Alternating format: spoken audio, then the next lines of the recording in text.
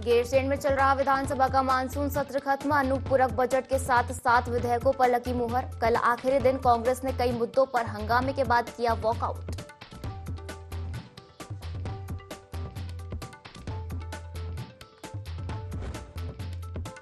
CM Dhami ने गैरसैंण में आम जनता से मुलाकात कर सुनी समस्या। अधिकारियों को दिए समाधान के निर्देश। क्षेत्रवासियों को दिया गैरसैंण के विकास का आश्वासन।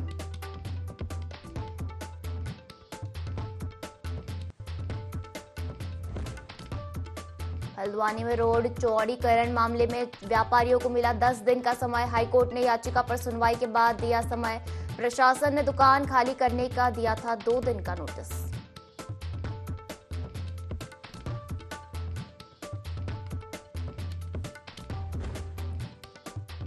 पहाड़ों पर हो रही बारिश के बाद उफान पर गंगा। हरिद्वार के भीमगौड़ा बैराज में वार्निंग लेवल से ऊपर पहुंचा जलस्तर। निचले इलाकों में बाढ़ का अलर्ट जारी।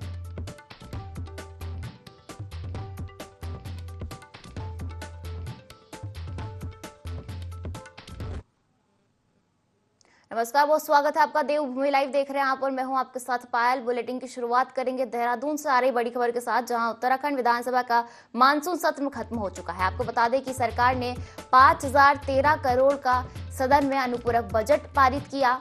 अनुपूरक बजट के साथ 7 विधेयकों पर मुहर लगी है। विधानसभा के मानसून सत्र के लिए 500 सवाल लगाए गए थे, जिनमें से 500 सवाल में से केवल 109 सवालों का जवाब सत्ता पक्ष की ओर से दिया गया है। तो देखिए, उत्तराखंड विधानसभा का मानसून सत्र खत्म हो चुका है। काफी हंगामेदार ये सत्र रहा। मात्र 3 दिन का ये सत्र था, जिसमें विपक्ष ने सत्ता पक्ष को घेरने की पूरी कोशिश की और सरकार ने इस दौरान 5013 करोड़ का सदन में अनुपूरक बजट पारित किया। अनुपूरक बजट के साथ 7 विधेयकों पर मुहर लगी है। जानकारी के लिए बता दें कि विधानसभा के मानसून सत्र के लिए विपक्ष ने 500 सवाल लगाए गए थे, जिनमें से केवल 109 सवालों के जवाब सत्ता पक्ष की ओर से दिए गए हैं। तो देखिए, कल आखिरी दिन कांग्रेस ने कई मुद्दों पर हंगामे के बाद वॉकआउट कर दिया और सत्र समाप्त हो गया।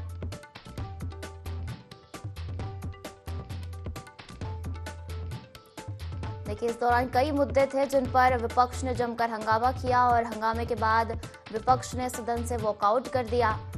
अनुपूरक बजट के साथ 7 विधेयकों पर इस दौरान मुहर लगी है। सरकार ने 5013 करोड़ का सदन में अनुपूरक बजट पारित किया। अनुपूरक बजट के साथ 7 विधेयकों पर मुहर लगी है। विधानसभा के मानसून सत्र के लिए 500 सवाल विपक्ष ने तैयार किए थे, जिनमें से केवल 109 सवालों का जवाब सत्ता पक्ष की ओर से दिया गया है।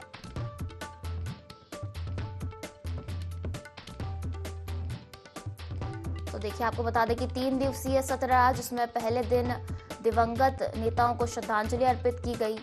इसके बाद दूसरे दिन अनुपूरक बजट पेश हुआ और तीसरे दिन अनुपूरक बजट समेत 7 विधेयकों पर मुहर लगी। और विधानसभा सत्र में मानसून सत्र में हंगामा विपक्ष ने किया और इसके बाद सदन से वॉकआउट विपक्ष ने कर दिया और सत्र अनिश्चितकाल के लिए रद्द कर दिया गया।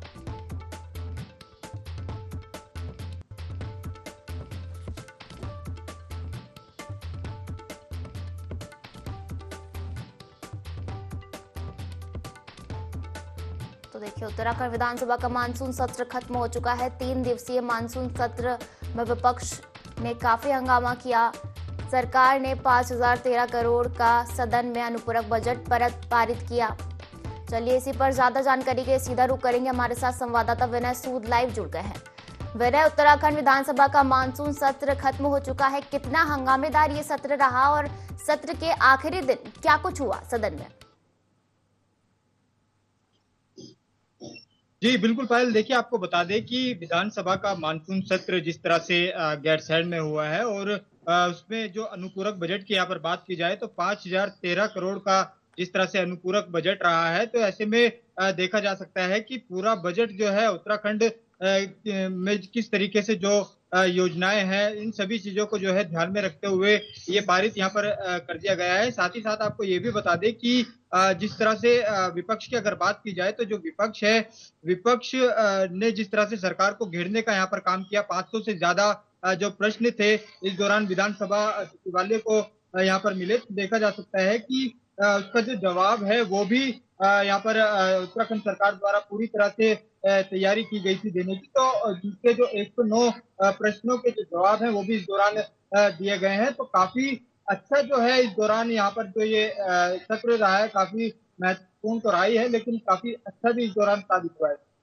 जी बिल्कुल विनय, और 500 सवाल सदन में रखे गए थे जिनमें से केवल 109 सवालों का जवाब आया। इसके बाद विपक्ष की क्या प्रतिक्रिया रही इस पर?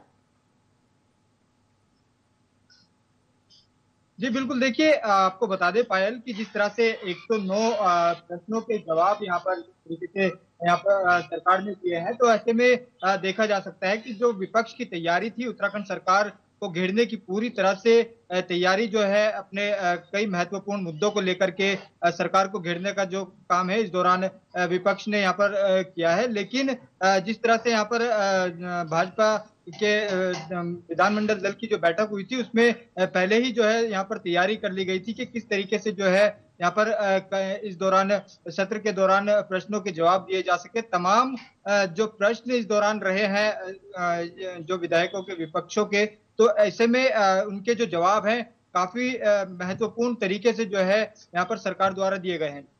जो बिल्कुल विनय, और देखा जाए तो सदन के पटल पर दूसरे दिन सत्र के 8 विधेयक रखे गए थे और साथ ही अनुपूरक बजट भी पेश किया गया था, लेकिन उनमें से केवल 7 विधेयकों पर मुहर लगी। एक कौन सा विधेयक ऐसा है जिसको मंजूरी नहीं मिल पाई है? जी बिल्कुल पायल, देखिए यहाँ पर जो 9 विधेयक हैं वो इस दौरान जो है यहाँ पर पेश किए गए थे सत्र के दौरान। इसमें की 7 विधेयक पर जो है इस दौरान सरकार द्वारा जो है मोहर लगाई जा चुकी है और काफी महत्वपूर्ण जिस तरह से इसको माना जा रहा था कि जो सत्र होगा, सत्र में जो विधेयक पास होंगे, इसमें काफी अच्छे तरीके से जो है सरकार की तैयारी थी और उनको जो है यहाँ पर पूरा भी कर दिया गया था। तो अब जो विधेयक है वो यहाँ पर पेश होने के बाद में 2 विधेयकों की अगर यहाँ पर बात की जाए तो जो 2 विधेयक इस दौरान रहे हैं उनको प्रवर समिति को सौंपा गया है। साथ ही साथ 7 विधेयक ऐसे हैं जिन पर यहाँ पर सरकार द्वारा मोहर लगाई जा चुकी है। जी तो बिल्कुल विनय, तो उत्तराखंड विधानसभा का मानसून सत्र तीसरे दिन अनिश्चितकालीन के लिए स्थगित कर दिया गया। फिलहाल शुक्रिया हमसे जुड़ने के लिए और जानकारी साझा करने के लिए। आगे बढ़ेंगे और उत्तराखंड विधानसभा का मानसून सत्र तीसरे दिन अनिश्चितकाल के लिए स्थगित हो गया है। इन तीनों दिनों में सदन 18 घंटे से 9 मिनट चला। आपको बता दें कि सरकार ने 5013 करोड़ का अनुपूरक बजट पास कराया और 9 विधेयक और 3 अध्यादेश सदन के पटल पर रखे, जिनमें से 7 विधेयक सर्वसहमति से पारित किए गए, जबकि 2 विधेयकों को प्रवर समिति को भेजा गया। जबकि विधानसभा के मानसून सत्र के लिए 500 प्रश्न भी थे, जिनमें से सरकार ने 109 का जवाब दिया। और मुख्यमंत्री पुष्कर सिंह धामी ने कहा कि सत्र बहुत ही सकारात्मक रूप से चला और अगर विपक्ष जल्दी ना करता तो सत्र और भी चलता।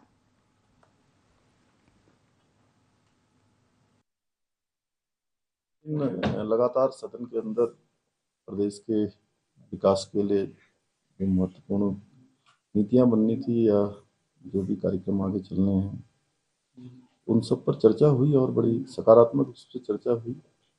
आज अच्छा होता कि पूरा सदन चलता और विपक्ष के साथी थोड़ा जल्दी नहीं करते तो और चर्चा होती और भी महत्वपूर्ण विषय थे। सदन अच्छा चला, सत्र अच्छा हुआ है। कुल मिलाकर मैं कह सकता हूं कि अनुपूरक बजट जो हमारा सामान्य बजट था उस बजट को पूरी तरह से धरातल पर उतारने का ही एक अंश है और उसी दिशा में हम प्रयास कर रहे हैं। मुख्यमंत्री पुष्कर सिंह धामी ने गैरसैंण में आयोजित विधानसभा के मानसून सत्र के सफल आयोजन के लिए श्रमिकों, शासन व प्रशासन के अधिकारियों एवं कार्मिकों को धन्यवाद दिया। उन्होंने भराड़ीसैंण में आम जनता से भेंट कर जन समस्याएं सुनी तथा अधिकारियों को समस्याओं के समाधान के आवश्यक निर्देश दिए। मुख्यमंत्री ने मानसून सत्र की समाप्ति के बाद मुख्यमंत्री आवास भराड़ीसैंण में विश्राम किया। उन्होंने क्षेत्रवासियों को गैरसैंण के विकास का आश्वासन देते हुए कहा कि भराड़ीसैंण में वर्ष भर विभिन्न कार्यक्रमों का आयोजन किया जाएगा। साथ ही ग्रीष्मकालीन राजधानी के अनुरूप गैरसैंण क्षेत्र के अवस्थापना सुविधाओं का विकास किया जाएगा।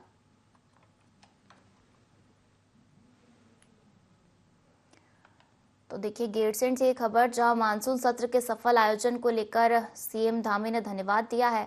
सीएम ने आम जनता से मुलाकात भी की, अधिकारियों को धन्यवाद दिया, साथ ही आम जनता की समस्याएं सुनी और उनके निराकरण का निर्देश दिया।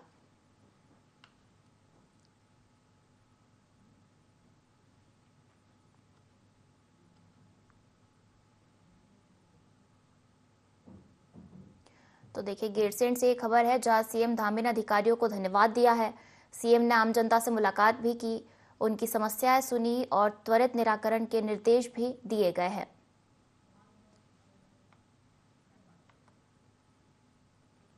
विकासनगर के एक निजी कंपनी का कर्मचारी ड्यूटी पर जा रहा था, तभी रास्ते में जूडो से लगभग 3-4 किलोमीटर आगे नाले में अत्यधिक तेज बारिश के कारण तेज बहाव में 50 मीटर नीचे खाई में गिर गया, जहां उसकी मौत हो गई। ग्रामीणों की सूचना पर पुलिस घटनास्थल पर पहुंची और शव को खाई से बाहर निकाला। पुलिस ने शव का पंचनामा कर शव को पोस्टमार्टम के लिए भेज दिया है। वेल्डिंग का काम करने वाले कर्मचारी की कल रात्रि ड्यूटी थी, आज 8 बजे से लेके वो घर से 7:45 बजे निकले थे। तो तेज़ बारिश हो रही थी, ऊपर से रैप्टा आने की वजह से वो मैं मोटरसाइकिल के बह गए नीचे, काफ़ी 50 मीटर नीचे खाई में गिर गए और सुबह उनको देखा तो उनकी डेड बॉडी ऊपर लाए, पंचनामे की कार्रवाई की गई है और उसके परिजन भी वही हैं, अपनी बीवी बच्चों के साथ रहते थे वहाँ पर। तो देखिए विकासनगर से एक खबर जहां युवक खाई में गिर गया, पुलिस ने शव को बरामद किया है, पोस्टमार्टम के लिए शव को भेज दिया गया है। आपको बता दें कि युवक की मौके पर ही मौत हो गई थी, खाई में युवक गिर गया था।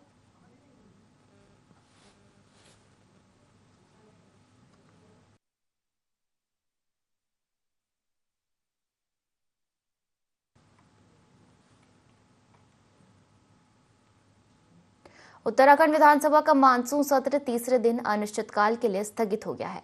इन तीनों दिनों में सदन 18 घंटे से 9 मिनट चला, जिसमें सरकार ने 5013 करोड़ का अनुपूरक बजट पास कराया और 9 विधेयक और 3 अध्यादेश सदन के पटल पर रखे, जिनमें से 7 विधेयक सर्वसहमति से पारित किए गए, जबकि 2 विधेयकों को प्रवर समिति को भेजा गया।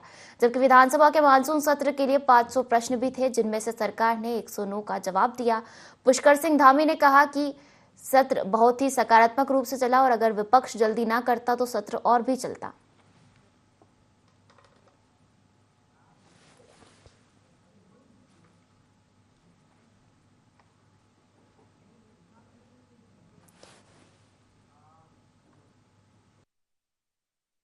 लगातार सदन के अंदर प्रदेश के विकास के लिए जो महत्वपूर्ण नीतियां बननी थी या जो भी कार्यक्रम आगे चलने हैं, उन सब पर चर्चा हुई और बड़ी सकारात्मक रूप से चर्चा हुई।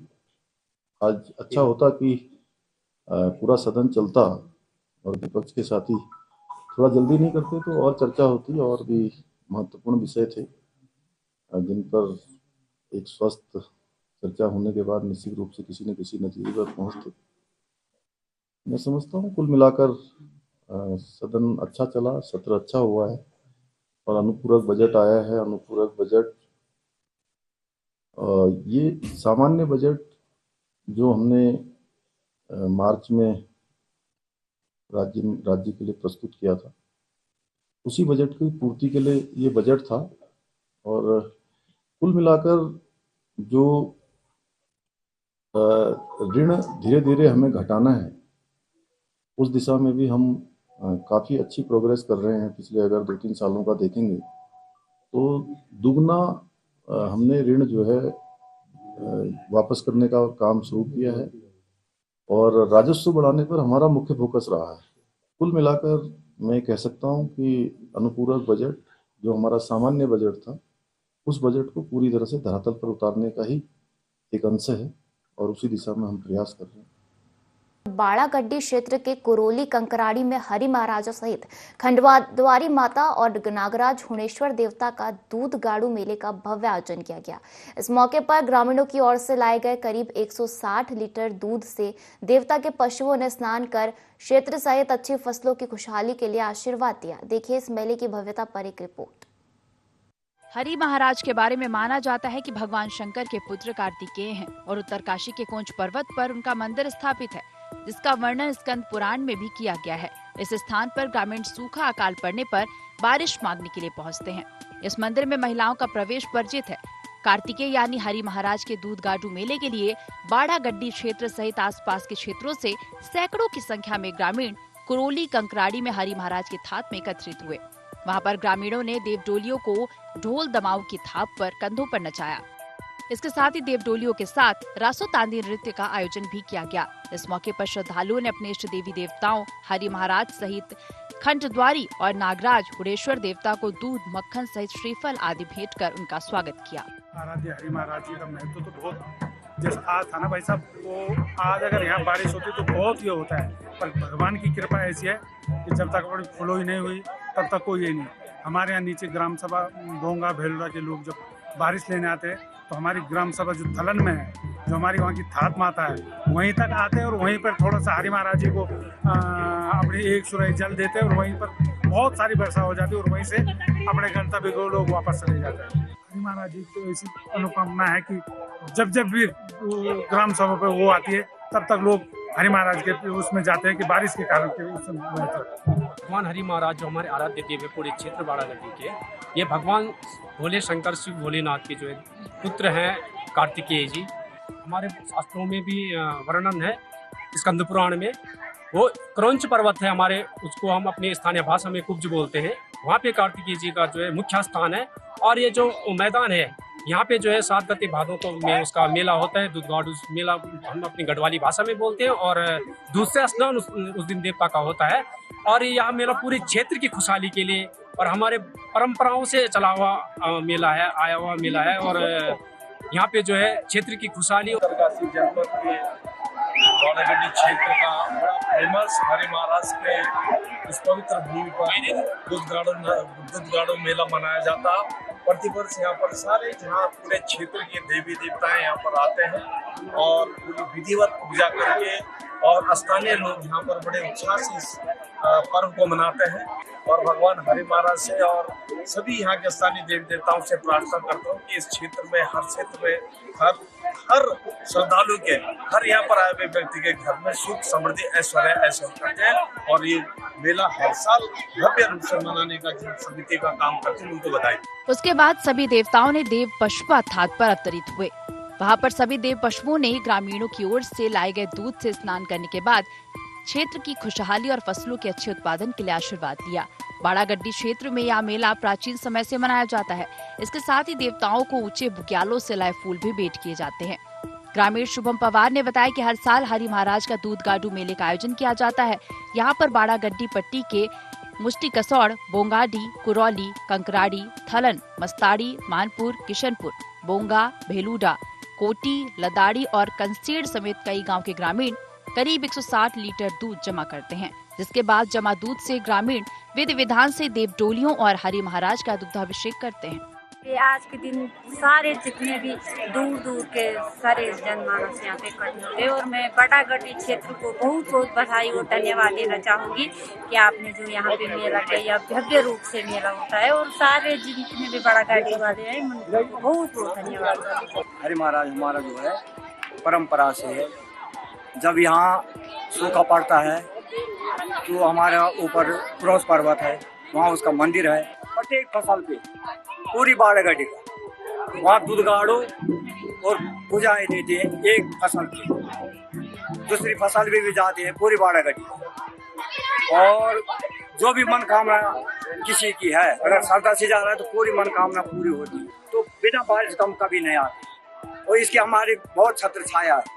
भगवान हरिहर महादेव का मेला है, भाद्रपद के 7 गते भाद्रपद में किया जाते हैं। यहाँ पर भगवान हरिहर महादेव का स्नान करके शिला है, स्नान करके यहाँ पर भगवान का शिला होता है और भगवान अपने आशीर्वाद सभी भक्तों को प्रदान करते हैं। तो बाड़ा गड्डी क्षेत्र है, यहाँ सुख शांति के साथ आयोजन किया जाता है। और यहाँ से 7 किलोमीटर 6 किलोमीटर पर भगवान हरि महाराज का पूज्य नाम का जो पर्वत है, वहाँ से हरि महाराज भगवान निवास करते हैं और वहीं पर महिला वर्जित शिला पर महिलाएं वर्जित है। ये भगवान हरि महाराज का सभी को ऊपर अपनी छत्र छाया बन रही है। उत्तरकाशी में ऐसे कई धार्मिक स्थल है जिनका अलग अलग महत्व है और इस जगह पर निवास करने वाले लोग इन देवी देवताओं को अपना आराध्य मानते हैं और देवभूमि में रहने वाले लोग अपने आप को भगवान के सबसे नजदीक मानते हैं। IND 24 के लिए उत्तरकाशी से दीपक नौटियाल की रिपोर्ट। लगातार हो रही बारिश ने हरिद्वार के ग्रामीण क्षेत्रों में विकास कार्यों की असलियत सामने ला दी है। बारिश के कारण बहादुराबाद ब्लॉक के गढ़मीरपुर जाने वाले मुख्य मार्ग की हालत खराब हो गई है, जिससे लोगों को भारी परेशानियों का सामना करना पड़ रहा है। ये रास्ता जगह जगह से टूट चुका है, जिससे आसपास के 5 गांवों के निवासियों को आवाजाही में दिक्कतें हो रही है। हालांकि ग्रामीणों ने रास्ते को दुरुस्त करने की मांग की है, लेकिन अभी तक कोई ठोस कदम नहीं उठाया गया है। बरसात का समय है और यहाँ काफ़ी समय से जो सड़कें हमारी सारी टूटी हुई है। पानी का जो निकास है वो पूरी तरीके से नहीं हो पा रहा है। अभी गांव के अंदर जगह जगह जल विद्युत जो डिपार्टमेंट है उन्होंने सड़क की फड़वाई थी पाइप लगाने के लिए, लेकिन वो भी काम पूरा नहीं हो पाया, जिसकी वजह से आम जनता को बहुत परेशानी हो रही है और जगह जगह खड्डे हो रहे हैं, वो भर नहीं पा रहे हैं। आने जाने वालों को बहुत दिक्कतें हैं। कई घटनाएं हुई है हमारे गाँव के अंदर इस तरह की, जिसमें लोगों की जान भी गई है, हाथ पैर भी टूटे हैं। तो सरकार और ग्राम प्रधान और विधायक जो भी है उनको चाहिए कि इन चीज़ों पर ध्यान रखें और जो समस्या है उनका निराकरण करना चाहिए। जिला विधिक सेवा प्राधिकरण भवन में एक प्रेस वार्ता का आयोजन किया गया। इस वार्ता का मुख्य उद्देश्य आगामी 25 अगस्त को किसान इंटर कॉलेज मुंडलाना विकासखंड नारसन तहसील रुड़की में आयोजित होने वाली बहुउद्देशीय शिविर के बारे में लोगों को जागरूक करना था। सिविल जज एवं जिला विधिक सेवा प्राधिकरण की सचिव सिमरनजीत कौर ने जानकारी दी कि इस शिविर में जनपद के सभी विभाग शामिल होंगे। शिविर का उद्देश्य विधिक जागरूकता बढ़ाने के साथ साथ केंद्र और राज्य सरकार की ओर से संचालित जन कल्याणकारी योजनाओं की जानकारी प्रदान करना है।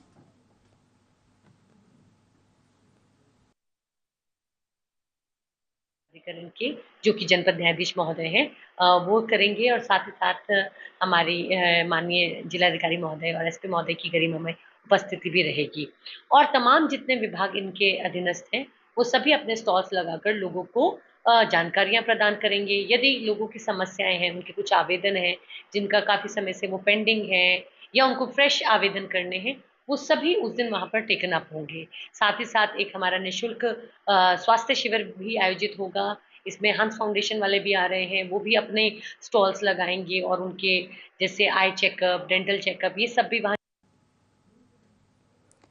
तो देखिए हरिद्वार से एक खबर जहां सिविल जज सिमरनजीत कौर ने शिविर को लेकर जानकारी दी है। 25 अगस्त को बहुउद्देशीय शिविर का आयोजन होना है और इसी को लेकर सिविल जज सिमरनजीत कौर ने शिविर की जानकारी दी। शिविर का उद्देश्य सरकार की योजनाओं की जानकारी देना है और आपको बता दें कि शिविर का उद्देश्य सरकार की योजनाओं की जानकारी देना है।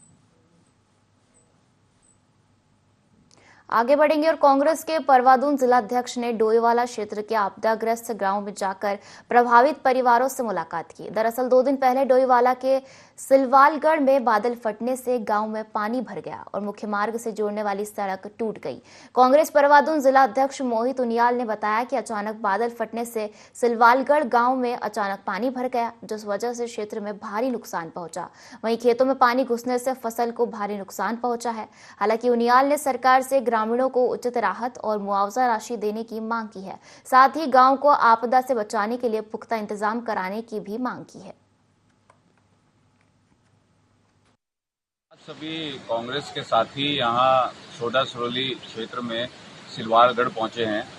अभी कुछ दिन पूर्व भी यहाँ आप मेरे पीछे देख सकते हैं कि किस तरीके से यहाँ बादल फटा और ये जो पीछे आप देख रहे हैं ये पूरी तारकोल की रोड थी, सड़क थी। अभी सड़क दिख नहीं रही है, इतना फोर्स में पानी आया और ग्रामीणों का ये कहना है कि 2008 के बाद करीब 16 साल बाद ऐसी आपदा इस क्षेत्र में आई है और काफ़ी नुकसान हुआ है। हमने देखा है फसल का बहुत नुकसान हुआ है। अभी लोग अपनी गाड़ी तक, 2 व्हीलर तक यहाँ से लेके नहीं जा पा रहे हैं। यहाँ जिलाधिकारी भी यहाँ पहुँचे थे, उन्होंने भी यहाँ का जायजा लिया है और हमने देखा कि किस तरीके से वार्ड नंबर 1 और वार्ड नंबर 2 जो पूरा क्षेत्र है वो इफेक्टेड है, पूरा क्षेत्र इसमें इस आपदा में। तो हमारी सरकार से यही मांग है कि इस क्षेत्र में जल्द से जल्द यहाँ का काम शुरू किया जाए। तो इसी के साथ इस बुलेटिन में फिलहाल इतना ही। आप बने रहिए इंडी 24 के साथ। नमस्कार।